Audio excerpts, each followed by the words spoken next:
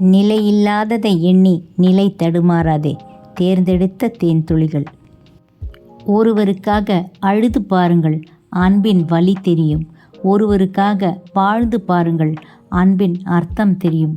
ஒருவரிடம் அன்பு காட்டி பாருங்கள், அன்பு என்னவென்று தெரியும். வாங்கிக் கொள்வதில் இல்லை அன்பு, கொடுக்கப்படுவதுதான் அன்பு.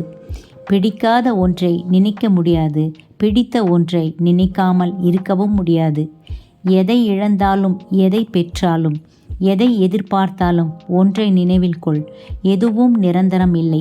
நிலை இல்லாததை எண்ணி நிலை தடுமாறாதே.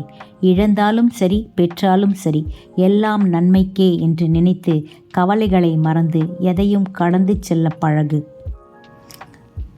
வாழ்க்கையில் நாம் 1000 பேரை சந்தித்திருப்போம். ஆனால் சிலர் மட்டும் என்றும் நினைவில் இருப்பார்கள். சிலர் வரமாக, சிலர் பாடமாக.